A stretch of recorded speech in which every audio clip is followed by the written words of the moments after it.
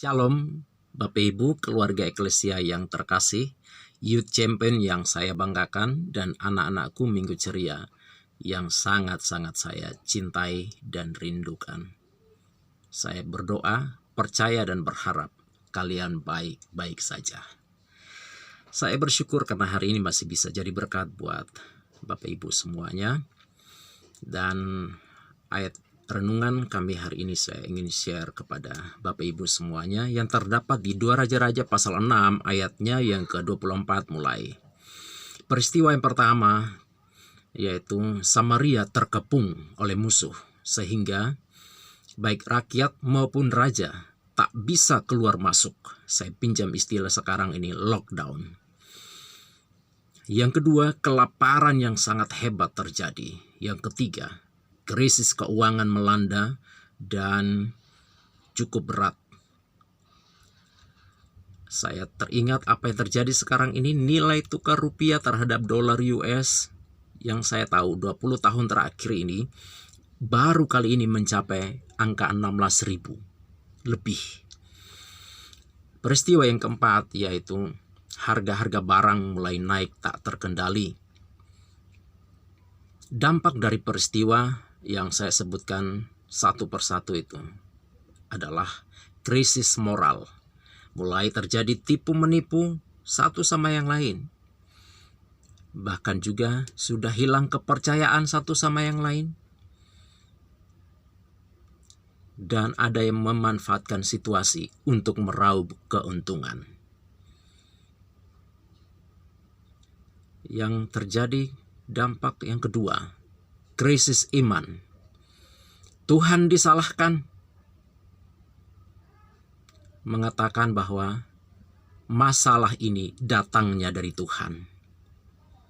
Jika kita tarik kepada kondisi yang kita alami sekarang ini, pertanyaannya, virus corona ini datangnya dari Tuhan, berasal dari iblis, atau karena ulah kita manusia? Saya teruskan.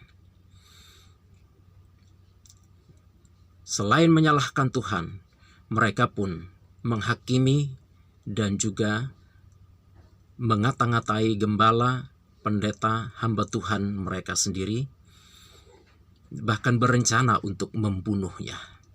Di tengah situasi paceklik yang luar biasa ini, di mana Tuhan? Pasal 7 ayat pertama, Tuhan datang. Tuhan mengutus hamba Tuhan itu lagi. Dan diawali dengan ayat pertama, ayat yang kedua.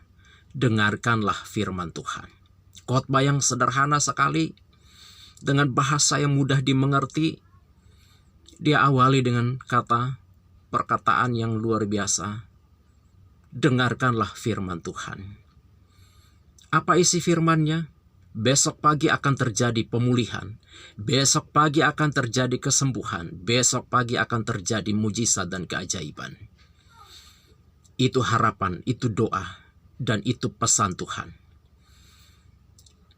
Dari semua audiens, jemaat yang hadir, umat yang hadir, ada 2 kelompok. Yang pertama, percaya, beriman bahwa masih ada harapan. Di tengah COVID-19 yang begitu hebat mengganas ini, sekali lagi saya pesankan kepada kita, dengarkanlah firman Tuhan. Kenapa? Masih ada harapan di dalam Tuhan. Pengharapan itu tidak mengecewakan. Kelompok yang kedua ternyata masih ada juga yang tidak percaya. Dan berani mengatakan, Tuhan pun tidak mampu melakukan itu. Sekalipun dia sanggup membuat tingkap langit. Dan Malaikat 10 ayat 10 mengatakan, dia pun yang membuka tingkap itu untuk mencurahkan berkatnya kepada anak-anak Tuhan. Tetapi kemudian karena ketidakpercayaan, berani mengatakan bahwa Tuhan pun tidak sanggup. Saya teringat kapal pesiar yang terbesar, Titanic, setelah dibuat, pemiliknya berkata, tidak ada yang sanggup menenggelamkannya, bahkan Tuhan pun tidak. Hati-hati dengan perkataan. Dan kemudian, hasilnya, ketika firman Tuhan yang sudah disampaikan dan respon yang berbeda dari jemaat Tuhan. Kita langsung kepada hasilnya. Hasilnya yaitu ketika mujizat itu terjadi, keajaiban itu terjadi, saya sangat tercengang. Karena apa? Cara Tuhan untuk menghadirkan mujizat itu luar biasa. Tak terduga, tak terpahami, bahkan juga sulit diterima oleh akal manusia. Tuhan memakai 4 orang kusta yang tak berdaya, sakit-sakitan, dan sudah lebih dulu lockdown, sudah lebih dulu terkunci aksesnya kemana-mana. Tetapi kemudian 4 orang kusta ini menunjukkan sesuatu yang luar biasa. Saya bisa katakan iman yang sulit ditemukan. Mereka berkumpul, mereka berpikir, mereka punya ide, mereka bertindak, dan mereka melakukan dengan iman. Dan di situasi seperti ini Tuhan butuh orang-orang seperti ini, optimis bukan pesimis. Ya. Kalau hanya menunggu mati dan tidak berbuat apa-apa, maka saya katakan sesuai peristiwa ini kita sudah lebih dulu mati sebelum waktunya. Jadi ayo buatlah hidup ini berguna. Lakukan apa yang sudah kita dengarkan. Mujizat terjadi, keajaiban terjadi. Saya akhiri.